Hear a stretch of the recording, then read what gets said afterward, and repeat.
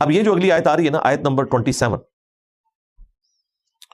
یہ کرٹیکل آیت ہے، اس کے کانٹیکسٹ میں حدیث بھی موجود ہے بخاری اور مسلم کے اندر، وہ میں بعد میں بیان کروں گا. یثبت اللہ الذین آمنوا بالقول الثابت، اللہ تعالیٰ ثابت قدم رکھتا ہے اہل ایمان کو اس پختہ قول کے اندر. اب ظاہر ہے کہ یہاں قول سے مراد وہ ہے جو اوپر اللہ تعالیٰ نے اسے کلمہ طیبہ کہا ہے، پاکیزہ کلمات، لا الہ الا اللہ محمد رسول اللہ صلی اللہ علیہ وآلہ وسلم، یا کوئی بھی اچھا کلمہ اللہ کے ذکر کا، اللہ کی حمد کا، اس کی تسبیح کا. تو اللہ تعالیٰ فرما رہا ہے کہ اہل ایمان کو اللہ تعالیٰ ثابت قدم رکھتا ہے اس پختہ قول کے اندر، یعنی اللہ کے ایک ہونے کی گواہی، پیغمبروں کو ماننے کی گواہی، آخرت کے دن کی گواہی، کتابوں پہ ایمان لانے کی گواہی، فی الحیات الدنیا، اس دنیا کی زندگی میں بھی، وفی الآخرہ، اور آخرت کی زندگی میں بھی. اللہم اجعلنا منہم ربنا آتنا فی الدنیا حسنہ وفی الآخرۃ حسنۃ وقنا عذاب النار. اللہم من احییتہ منا فاحیہ علی الاسلام ومن توفیتہ منا فتوفہ علی الایمان. آمین. یہ آیت مبارکہ کا حصہ اللہ کے محبوب صلی اللہ علیہ وآلہ وسلم نے تلاوت کیا اس موقع پر جس موقع پر آپ صلی اللہ علیہ وآلہ وسلم نے قبر میں ہونے والے امتحان کا ذکر کیا بخاری اور مسلم میں. آپ صلی اللہ علیہ وآلہ وسلم نے فرمایا کہ بے شک تمہیں قبروں میں آزمایا جائے گا اور تم سے میرے متعلق بھی سوال ہوگا. ما کنت تقول فی حق ھذا الرجل، اس مرد کے بارے میں تمہارا دنیا میں کیا عقیدہ تھا. اور پھر نبی اسلام نے یہ آیت تلاوت کی، یثبت اللہ الذین آمنوا بالقول الثابت فی الحیات الدنیا وفی الآخرہ. اللہ تعالیٰ ثابت قدم رکھے گا اہل ایمان کو اس سچے قول کے اوپر، یعنی رسول اللہ کو پیغمبر ماننے کی گواہی کے اوپر، اللہ کی گواہی پر، اسلام کی گواہی پر، دنیا کی زندگی میں بھی اور آخرت میں بھی. اچھا، بخاری مسلم میں اس ایک سوال کا ذکر ہے. ترمذی اور ابو داؤد کے اندر 3 سوالوں کا ذکر ہے، اور ظاہر ہے کہ وہ ڈیٹیلڈ حدیث ہے. ترمذی میں الفاظ ہیں من ربو کا، ما دینو کا، اور من نبیو کا. تیرا رب کون ہے، تیرا دین کیا ہے، اور تیرا نبی کون ہے. اور ابو داؤد کے اندر من ربو کا، ما دینو کا، اور ما کنت تقول فی حق ھذا الرجل، اس مرد کے بارے میں تو دنیا میں کیا کہا کرتا تھا. الذی بعث فیکم، جس کو اللہ نے تم میں مبعوث کیا تھا. یہ بھی 7 الفاظ ہیں، کیونکہ بعض لوگ کہتے ہیں نبی الاسلام قبر میں تشریف لے آتے ہیں، یہ بریلوی کہتے ہیں. دیوبندی کہتے ہیں نہیں، خود نہیں آتے، آپ کی شکل مبارک دکھائی جاتی ہے. یہ بھی بالکل غلط ہے، کیونکہ حدیث میں الفاظ ہے وہ شخص جسے دنیا میں مبعوث کیا گیا تھا تم میں، اس کے بارے میں تمہارا کیا عقیدہ ہے. وہ کہتے ہیں جی ہاذا کا مطلب ہے وہ سامنے موجود ہے، کہ ہاذا جو ہے یہ حاضر کے صیغے کے لیے استعمال ہوتا ہے. یہ بات بھی غلط ہے. غائب کے صیغے کے لیے بھی ہاذا استعمال ہوتا ہے جب اس کا قرینہ موجود ہو. جس طرح کہ عبداللہ ابن عمر نے جب یزید کی بیعت کی ایک حکمت کے تحت بعد میں، تو اس میں بخاری میں الفاظ ہیں ھذا الرجل، میں نے اس شخص کی بیعت کی ہے جو کہ شام میں بیٹھا ہوا ہے.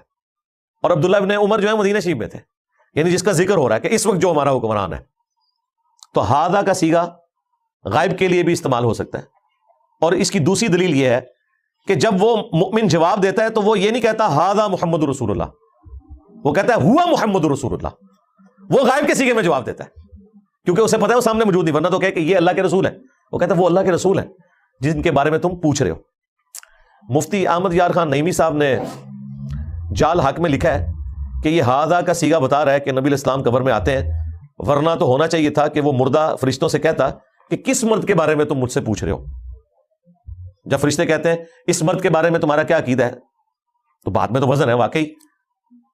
لیکن انہیں نہیں پتا کہ مسند احمد میں حدیث موجود ہے جس میں ایو رجل کے الفاظ بھی موجود ہیں، کس مرد کا ذکر کر رہے ہو. تو فرشتے کہتے ہیں الذی بعث فیکم، ہم اس مرد کے بارے میں تم سے پوچھ رہے ہیں جو تم میں مبعوث ہوا تھا. اور ابو داؤد میں ویسے ہی 7 الفاظ موجود ہیں کہ اس مرد کے بارے میں تمہارا کیا نظریہ ہے جو تم میں پیغمبر بنا کے بھیجا گیا. تو وہ شخص کہتا ہے وہ اللہ کے رسول محمد صلی اللہ علیہ وآلہ وسلم.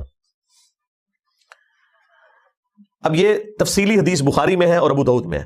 اس میں دونوں کیٹیگریز کے لوگوں کا ذکر آیا ہے. اہل ایمان کے لیے آیا کہ وہ کہہ دیں گے کہ ہمارا رب اللہ ہے، ہمارا دین اسلام ہے، اور یہ اللہ کے رسول محمد ہے صلی اللہ علیہ وآلہ وسلم. عموماً انہی 3 سوالوں کا ذکر ہوتا ہے. اور منافق کہے گا ہائی ہاتا لا ادری لا ادری، ہائے افسوس مجھے کچھ پتا نہیں. اور وہ کہے گا کہ میں وہی کہتا تھا جو لوگ کہا کرتے تھے، سنا کے سنی، یعنی کہ ٹونی. 3 سوالوں کے بعد فرشتے اسے چوتھا سوال بھی کریں گے، کنکلوڈ کریں گے. گفتگو اس طرح تو کنکلوڈ نہیں ہوتی. مومن سے چوتھا سوال یہ ہوگا کہ تجھے کیسے پتا چلا، ان 3 سوالات کے جوابات کیسے آئے؟ وہ کہے گا کہ میں نے اللہ کی کتاب پڑھی اور میں نے رسول اللہ کے نبی ہونے کی تصدیق کی. مجھے اللہ کی کتاب پڑھنے کی وجہ سے یہ پتا چلا. اس لیے میں نے اس کو 8 سے آلموسٹ 10 سال پہلے ریویل کیا تھا کہ قبر کے 3 سوال نہیں ہیں، 4 سوال ہیں. 3 تو یہ ہے نا، کامیاب ہونے کے بعد چوتھا سوال بھی ہے کہ تجھے پتا کیسے چلا. تو کہ میں نے اللہ کی کتاب پڑھی. اب جس نے اللہ کی کتاب نہیں پڑھی، ظاہر کتاب ترجمے سے ہی پڑھی ہوگی نا، عربی پڑھنے سے تو کوئی فرق نہیں پڑتا اس بندے کو جسے عربی نہیں آتی. اچھا منافق جب کہے گا مجھے کچھ پتا نہیں، میں تو وہی کہتا تھا جو لوگ کہتے تھے، فرشتے اس سے کہیں گے چوتھے سوال کے طور پر کہ تو نے خود کیوں نہیں پڑھا یا کسی ایسے شخص سے کیوں نہیں علم حاصل کیا کہ جو لکھنا پڑھنا جانتا تھا؟ تیرے ساتھ یہ معاملہ نہ ہوتا، تو نے دنیا میں ایسے شخص سے کیوں نہیں رابطہ کیا اگر تو خود نہیں پڑھ سکتا تھا؟ وہ کہے گا میں تو وہی کہتا تھا جو لوگ کہتے تھے. تو یہ چوتھا سوال منافق کے کیس میں بھی ہوگا، گنہگار شخص کے کیس میں بھی ہوگا. تو یہ قبر کا چوتھا سوال یہ سب سے اہم ہے، کیونکہ یہ ڈراپ سین ہے قبر کے امتحان کا. اس کے بعد ہی پتا چلتا ہے کہ پہلے 3 سوالات میں کس نے کامیاب ہونا ہے. اگر کوئی خود نہیں پڑھے گا، ہدایت حاصل کرنے کی کوشش نہیں کرے گا، یا کسی ایسے شخص سے ہدایت نہیں حاصل کرنے کی کوشش کرے گا جو اسے واقعی قرآن و سنت بتائے، یعنی بزرگوں کی تعلیمات نہ بتائے، ورنہ تو یہاں پہ بھی مسئلہ کھڑا ہو جائے گا نا. یہ کہتے ہیں علماء سے پوچھیں، اور جب علماء سے پوچھیں ہم پوچھتے ہیں کس علماء سے، کہتے ہیں ہمارے فرقے کے. دوسرے علماء کا ذکر کہتے ہیں وہ تو ہائی گمراہ ہیں، انہیں کہ وہ بھی آپ کے بارے میں یہی سمجھتے ہیں، اور ہم بھی یہی سمجھتے ہیں کہ دونوں ٹھیک ہی کہہ رہے ہیں، وہ آپ کے بارے میں اور آپ ان کے بارے میں. البتہ اگر آپ دونوں بھی ہمیں کوئی بات بتائیں گے جو قرآن و سنت کے مطابق ہے، تو ہمارے نبی نے ہمیں یہی سکھایا کہ شیطان بھی اگر سچی بات کرے تو اس کی تصدیق کرو. آیت الکرسی کا وظیفہ شیطان نے انسانی شکل میں آ کے حضرت ابو ہریرہ کو دیا تھا، لیکن نبی اسلام نے کیا فرمایا کہ وہ ہے تو جھوٹا تھا لیکن بات اس نے سچی کی، تو ہم تصدیق کریں گے. تو یہ عذاب قبر کے سوالات کے امتحان سے متعلق یہ اہم ترین آیت ہے کہ اللہ تعالیٰ دنیا کی زندگی میں بھی اور آخرت میں بھی ثابت قدم رکھے گا. تو دنیا میں اللہ تعالیٰ اہل ایمان کو ایمان پہ ثابت قدم رکھے گا، اور آخرت کی زندگی میں قبر کے سوالات میں آسانی کرے گا. یہ آخرت کا تعلق اصل میں قبر کے ساتھ ہے. جو نبی اسلام نے آیت پڑھی نا، ظاہر دنیا میں تو نہیں قبر کے سوال ہو رہے ہیں، تو قبر آخرت کی منازل میں سے پہلی منزل ہے، یہ ذہن میں رکھیے گا. قبر کا تعلق دنیا کے ساتھ نہیں ہے، یہ آخرت کی زندگی ہے، کیونکہ مرنے کے بعد کی زندگی ہے. تو نبی اسلام نے کہا کہ اہل ایمان کو اللہ تعالیٰ ثابت قدم رکھے گا کلمہ طیبہ کے اوپر، اور اس کی تفصیلات جو حدیث میں آئی اللہ کے بارے میں، رسول کے بارے میں اور دین کے بارے میں سوال. اب دیکھ لیں، فرقے کا کوئی ذکر نہیں، پیر کا کوئی ذکر نہیں، فقہ کا کوئی ذکر نہیں. قبر میں جا کے فرقے بھی ختم ہو جانے ہیں، ورنہ تو پوچھا جاتا ہے کہ تیرا تعلق کس فرقے سے ہے، سنی ہے شیعہ؟ سنی ہے تو پھر کس فقہ کو فالو کرتا تھا؟ تو یہی انہوں نے بزرگوں کے بارے میں مشہور کیا ہوا ہے. اعلیٰ حضرت سے پوچھا گیا جی تقلید کیوں ضروری ہے؟ انہوں نے کہا تقلید اس لیے ضروری ہے کہ ایک مالکی فوت ہو گیا، تو جب وہ قبر میں گیا تو اسے قبر کے سوالات کے جوابات نہیں آ رہے تھے، تو امام مالک قبر میں تشریف لے گئے اور انہوں نے چپکے سے اس کے کان میں سوالات کے جوابات بتا دیے. بھئی کان میں آپ بتا بھی دیں، زبان تو اس کی چلنی ہے نا.